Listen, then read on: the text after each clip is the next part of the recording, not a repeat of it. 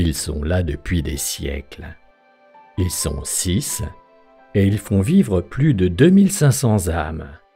Agriculture, vignes, moulins et tissages, ils ont tous les atouts pour assurer une vie paisible et conviviale à leurs habitants. Pour la vie quotidienne, il y a l'aubergiste, le buraliste, le cafetier, le boulanger, l'épicier et même un marchand de nouveautés.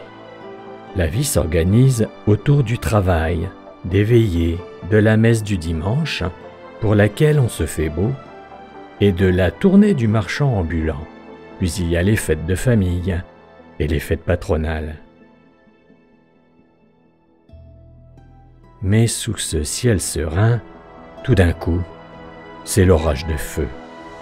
Ce sont les chênes qu'on déracine, ce sont les hommes qu'on assassine. Tour à tour, les villages vont subir une longue agonie, entre le moment de leur capture et celui de leur délivrance. Le tonnerre d'acier a été trop fort, le choc trop rude pour ces villages autrefois paisibles. Pierre après pierre, les villages sont morts.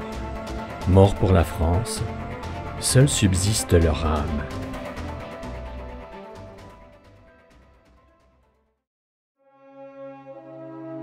Le 21 février 1916, les Allemands sont au nord de Haumont.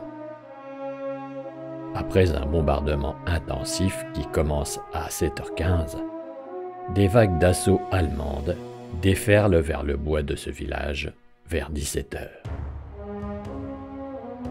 Malgré la résistance acharnée du lieutenant-colonel Drian, le 21 février au Bois des Corps, l'avance allemande est inexorable. Haumont, Beaumont et Louvemont, écrasés par l'artillerie, sont rapidement conquis. Le 25 février, tout est fini. Ces villages seront repris à la suite des offensives françaises ultérieures.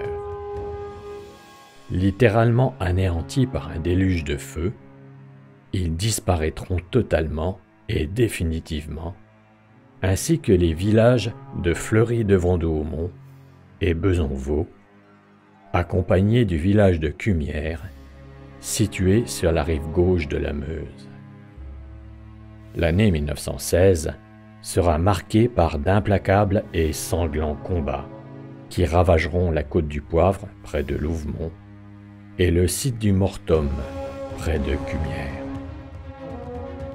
Suite à l'offensive de 1917, il ne reste plus rien des 6 villages, forêts et cultures comprises. Un siècle après, la nature a repris ses droits.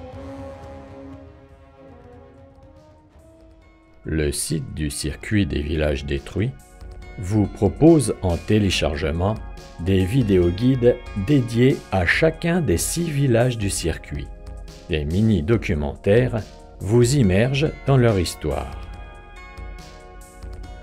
Chaque parcours est jalonné de points de voyage temporels qui vous feront découvrir un même point de vue, un siècle en arrière, par la magie de la technologie numérique.